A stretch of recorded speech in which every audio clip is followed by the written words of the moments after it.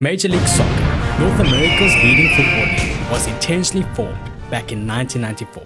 The first season began back in 1996 with a total of 10 teams.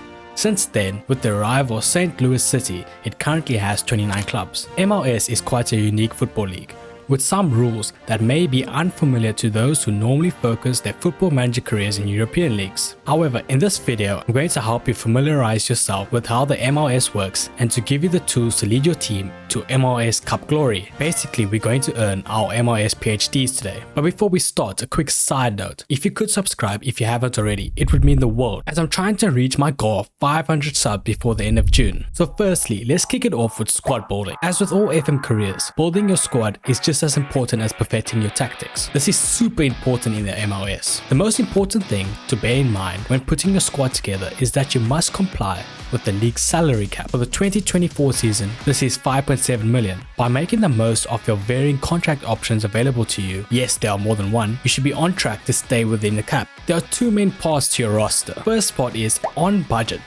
which applies to any contracts that count towards your salary cap, and off budget are contracts that don't. On budget contracts include the following: senior contracts that are standard professional contracts available in North America, designated player contracts which can only be awarded to the highest paid players in your squad, just like Inter Miami do for Messi. The next type of on budget contract is high potential younger players, which are signed to either young designated player, your YDP, or your under 22 players. And lastly, initiative contracts. These contracts don't impact the salary cap as much as normal designated contracts do. Now we move to the off budget contracts. Off budget contracts include the following: Generation Adidas contracts that are offered by the league themselves to the best prospects that come through the MLS Super Draft from college, but these are entry-level contracts and cannot be renewed. Then there is a MLS Reserve contracts, which are for players new to the league, and these can only be given to players under the age of 25.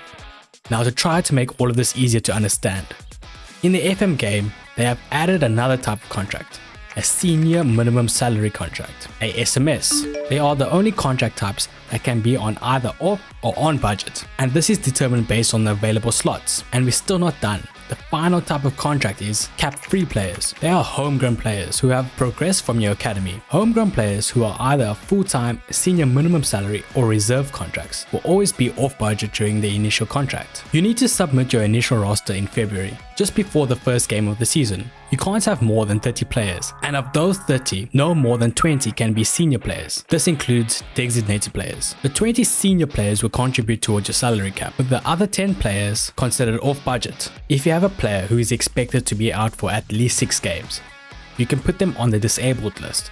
And if you have a player who is going to be out of action for at least the rest of the season, you can put them on the season injury list. And at the end of September, you will have to submit a final roster list. At this point, the roster will be frozen and no further changes can be made. The advantage of adding players to a season injury list or disabled list is to free up slots on the roster to sign a replacement for the injured player. However, this does not free up any cap space, so that is something you're gonna have to consider before signing any replacements. MLS is well known for its big name international imports over the years, but each club only has 8 international slots by default. These slots can be traded. More on that later. So if you can experiment with your strategy, you should. If you choose to manage a Canadian club, the rules are slightly different. Each club has 11 international slots, although you must have a minimum of 3 Canadians in your squad. So getting a balance right is essential to staying within the rules. You need to decide if you want a smaller squad with a few more expensive names, or a bigger squad with a few cheaper players, which allow you to rotate and experiment more. So after we take in all the squad building rules and regulations, we have trades and transfers, possibly the most famous part of all American sports. Trading in the MLS is fun. I personally think other leagues in the world should consider trading formats as well. It just adds a little more fun to the game and exposure for players. So moving on, if the players you want to trade are at a similar level, then you may be able to trade them without any additional extras. However, it may be the case that one side of the equation needs to offer a little more to secure the trade. For example, a real-life trade between the Colorado Rapids and Austin FC, where Colorado received Nate Jones and the number 34 pick in the 2024 MLS Draft, whereas Austin FC received the number 31 overall pick in 2024 Super Draft and $250,000 in general allocation money. bringing us to a topic in what you can trade in addition to players. And these are general allocation money, draft allocation, player rights, and international slots. You may be wondering, what are player rights? Well, these are essentially the rights to the contractual abilities for a player to play in the league. In some instances, if a player wants to leave you on a free transfer, or they came through your academy, you can hold onto their rights even when they move on to another club. Having the ability to add these to your draft proposal could make the difference to getting what you want. You can also set up further deals down the line. Another thing worth considering when signing players is using your general allocation money and targeted allocation money wisely. Your GAM can be used to reduce the impact of senior players on salary cap, while as your TAM can be used to bring down the impact of designated players on the cap, to the point where they can be demoted to a senior contract, and in turn free up a designated slot. And finally, the fun part, the draft system. Drafts are a key element for all major North American sports. The MLS has 5 different drafts across the season for you to get used to it, but don't worry, you don't have to participate in all of them. The MLS Super Draft, which takes place in January, allows you to recruit up to 4 players from a college or university. Before the draft, players eligible for the draft will face off in a showcase match, allowing you to do some scouting before the draft day. The order of the picks is determined by the previous season's league standings. This was designed to promote equality across the league, so you don't just have one team dominating everything. This means that the first pick will always go to the team who finished bottom, followed by the sides that failed to make the playoffs the previous season, and after this, the team that made the playoffs are included in the order which they were eliminated, with the winners of the league having the final pick.